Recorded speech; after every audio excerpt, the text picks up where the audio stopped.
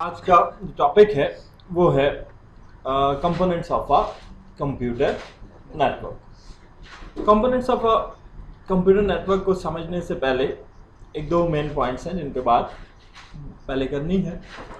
Network की वैसे तो बहुत सारी टाइप्स हैं, हम डिस्कस करेंगे सारी टाइप्स को वन बाय वन। यहाँ पर हमने दो मेजर टाइप्स के बारे में आज बात करनी है। जो दो मेजर टाइप्स हैं उनमें हमारी एक टाइप है client server network. Client server network कौन सा नेटवर्क होता है? Client server network is a network of computers that use a dedicated computer और server to store data, manage and provide resources and control the user accounts।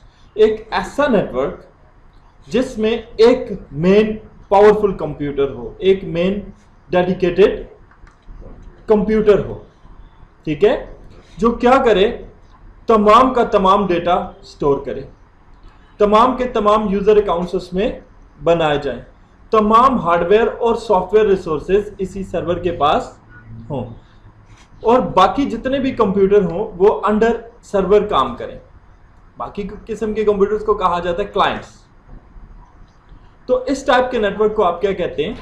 Client server network, जिसमें एक major computer, server या domain controller होता है जो पूरे domain network को manage और कंट्रोल करता है, ठीक है। अब सर्वर या डोमेन कंट्रोलर क्या करता है जी? सर्वर का काम होता है आपका डेटा स्टोर करना, आपकी नेटवर्क की सिक्योरिटी को हैंडल करना, एप्लीकेशंस को शेयर करना, इंटरनेट कनेक्शन को शेयर करना, बैकअप बनाना, ईमेल सर्विसेज को शेयर करना, प्रिंटिंग को शेयर करना, डोमेन और सर्विसेज शेयर करना, यूजर अकाउंट्स और पासवर्ड्स को स्टोर करना, यूजर्स को एक्सेस प्रोवाइड करना हार्डवेयर या सॉफ्टवेयर रिसोर्सेज तक, और नेटवर्क की ट्रैफिक को मैनेज करना। बेनिफिट क्या है? सबसे ज़्यादा जो आपका पावरफुल नेटवर्क है वो यही है, क्लाइंट सर्वर नेटवर्क, ठीक है। ये ज़्यादा सिक्योर होता है as compare to other types of network, जैसे वर्क ग्रुप नेटवर्क है, पीयर टू पीयर नेटवर्क है, ठीक है। तो एक नेटवर्क का जितना भी इन्हिसार होता है वो सारा सर्वर पे होता है। अगर कोई एक आध क्लाइंट क्रैश कर जाता है तो नेटवर्क पर उसका कोई असर नहीं होता। इसमें बैकअप रिकवरी का जो फीचर है ये बहुत ही पावरफुल है। इसकी मदद से आप डेटा का कांस्टेंट बैकअप लेते हैं और इन केस ऑफ फेलियर उसे रिकवर भी किया जा सकता है। फाइल, रिसोर्सेज, हार्डवेयर, सॉफ्टवेयर एक ही जगह पर होते हैं, सेंट्रलाइज्ड होते हैं, सर्वर के पास होते हैं। वहां से उनको शेयर करना और मैनेज करना आसान होता है, ठीक है। और यूजर को अपना बैकअप बनाने की जरूरत नहीं पड़ती। बड़े बड़े नेटवर्क्स इसी से बनते हैं। ड्रॉबैक्स क्या हैं? क्लाइंट सर्वर नेटवर्क जो होता है ये महंगा होता है। सबसे बड़ा डिसएडवांटेज इसका ये है कि ये एक्सपेंसिव है। सर्वर मशीन महंगी होती है, ठीक है। इसको मेंटेन करने के लिए आपको नेटवर्क एडमिनिस्ट्रेटर की ज़रूरत होती है। इसको कॉन्फ़िगर करना और मैनेज करना भी टिपिकल नहीं होता, एक स्पेशलिस्ट की ज़रूरत पड़ती है, ठीक है। दूसरी टाइप ऑफ नेटवर्क जो है वो है peer to peer network. Peer to peer network को आप वर्क ग्रुप नेटवर्क भी कहते हैं। वर्क ग्रुप नेटवर्क क्या होता है कि इसमें एक सेंट्रल कनेक्टिंग डिवाइस लगा दी जाती है, हब या स्विच, तमाम कंप्यूटर्स को, लैपटॉप्स को उसी डिवाइस के साथ कनेक्ट कर दिया जाता है। अब यहां पर क्या है कि कोई भी कंप्यूटर ऐसा नहीं है जिसके पास अपने रिसोर्सेज ना हो। हर कंप्यूटर की अपनी स्टोरेज है, हर कंप्यूटर का अपना यूजर अकाउंट है, हर कंप्यूटर की अपनी हार्डवेयर और हर कंप्यूटर की अपनी सॉफ्टवेयर है। हर कंप्यूटर आज़ाद है, हर कंप्यूटर सर्वर भी है और हर कंप्यूटर क्लाइंट भी है। हर कंप्यूटर रिसोर्स दे भी सकता है और हर कंप्यूटर रिसोर्स ले भी सकता है। ऐसे नेटवर्क को जिसमें ये जमहूरियत टाइप का काम हो उसको आप कहते हैं, ये क्या है? पीयर टू पीयर नेटवर्क, ठीक है। एडवांटेजेस क्या है? ये लो कॉस्ट है, इसको डिज़ाइन करना, कॉन्फ़िगर करना बड़ा ही आसान होता है। सिर्फ कुछ डिवाइसेस का इस्तेमाल होता है, थोड़ी बहुत केबलिंग का इस्तेमाल होता है। और वर्क ग्रुप नेटवर्क जो होता है ये, इसमें हर कंप्यूटर इंडिपेंडेंट होता है, ठीक है। ये भी छोटे बड़े दोनों नेटवर्क्स के लिए इस्तेमाल होता है। मोस्टली जिन लोगों को कॉम्प्लिकेटेड नेटवर्क का शौक नहीं होता, वो वर्क ग्रुप नेटवर्क के ऊपर ही काम करते हैं।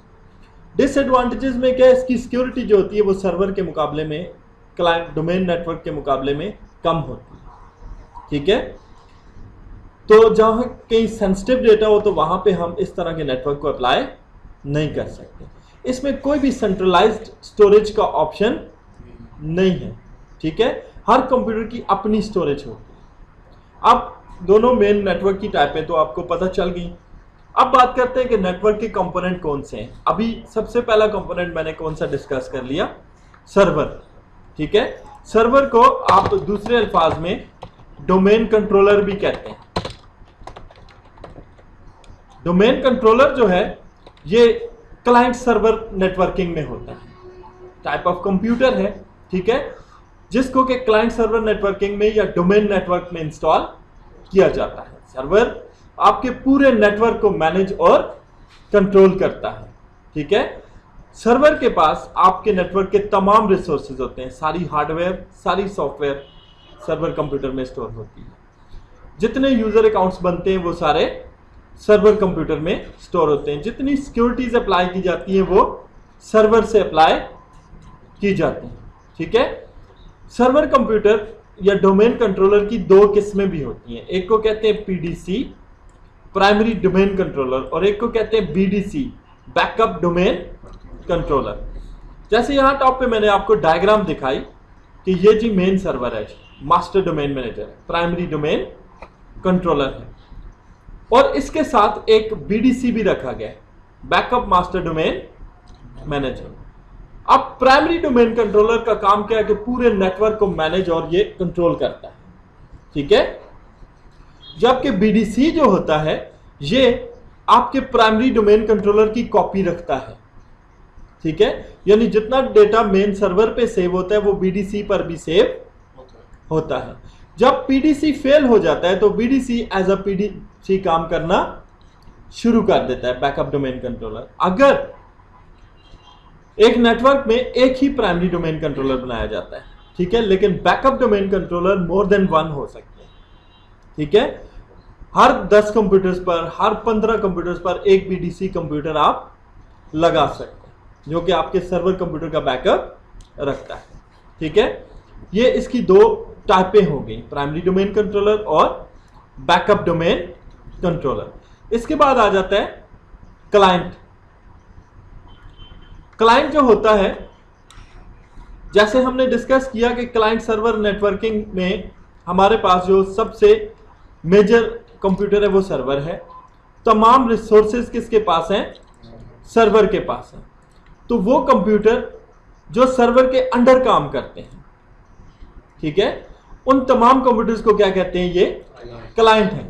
ये अपने रिसोर्सेज इनके कुछ भी नहीं होते। क्लाइंट कंप्यूटर में सिर्फ ऑपरेटिंग सिस्टम इंस्टॉल होता है, उसकी अपनी स्टोरेज भी नहीं होती, उसका अपना यूजर अकाउंट भी नहीं होता। क्लाइंट कंप्यूटर में कोई सॉफ्टवेयर इंस्टॉल नहीं होता। अब क्लाइंट कंप्यूटर ने लॉगिन करना है तो वो सर्वर को रिक्वेस्ट करेगा कि मुझे यूजर अकाउंट दो, मैं लॉगिन हो सकूं। क्लाइंट कंप्यूटर ने कोई सॉफ्टवेयर इस्तेमाल करना है, वो सर्वर को रिक्वेस्ट करेगा जी मुझे सॉफ्टवेयर दें।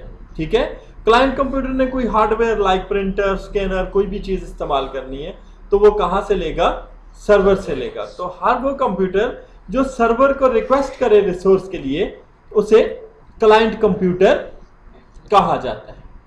ठीक है, अब क्लाइंट कंप्यूटर की भी दो किस्में हैं, एक होता है इंटेलिजेंट क्लाइंट और एक होता है स्मार्ट क्लाइंट। इंटेलिजेंट क्लाइंट वो क्लाइंट कंप्यूटर होता है जो सिर्फ डेटा को प्रोसेस कर सकता है, उसमें स्टोरेज की एबिलिटी नहीं होती, उसका डेटा सर्वर में सेव होता है। स्मार्ट क्लाइंट वो होता है जिसमें प्रोसेस के साथ साथ स्टोरेज की एबिलिटी भी पाई जाती है। ठीक है, ये हमारे पास दो टाइप्स ऑफ क्लाइंट्स आ गए। अब बात करते हैं जी पीयर की। जैसे हमने बात की कि हमारे पास ही दूसरी टाइप का नेटवर्क होता है peer to peer network. Peer को वर्क स्टेशन भी कहते हैं, इसका दूसरा नाम क्या है, वर्क स्टेशन। ठीक है, वर्क स्टेशन एक ऐसा कंप्यूटर होता है जो कि पाया जाता है किसमें, पीयर टू पीयर नेटवर्क में या वर्क ग्रुप नेटवर्क में। ठीक है, अब वर्क स्टेशन ऐसा कंप्यूटर होता है कि जो एक ही वक्त में सर्वर भी होता है और उसके साथ साथ एक ही वक्त में ये क्लाइंट भी होता है।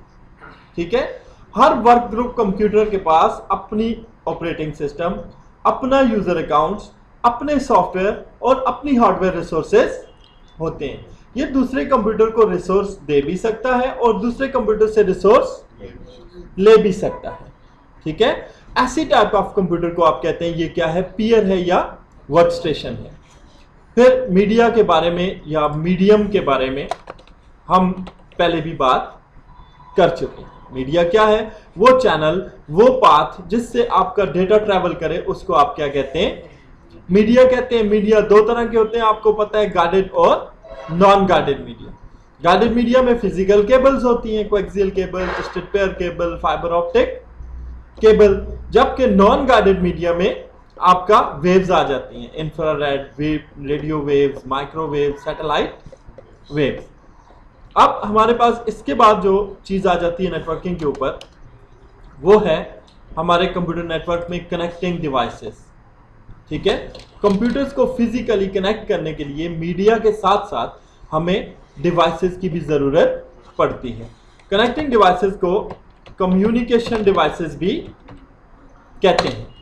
ठीक है जी, अब कम्युनिकेशन डिवाइसेस जो होती हैं, इनका काम क्या होता है, दो या दो से ज्यादा कंप्यूटर्स में फिजिकल कनेक्शन एस्टैब्लिश करना और उन दो कंप्यूटर्स के रिसोर्सेज को आपस में शेयर करवाना। ठीक है, कम्युनिकेशन डिवाइसेस में बहुत सारी किस्म की डिवाइसेस हैं, जिनमें से कुछ के नाम आपको यहां नजर आ रहे हैं, router, bridge, B router, hub, repeater, gateway, switch.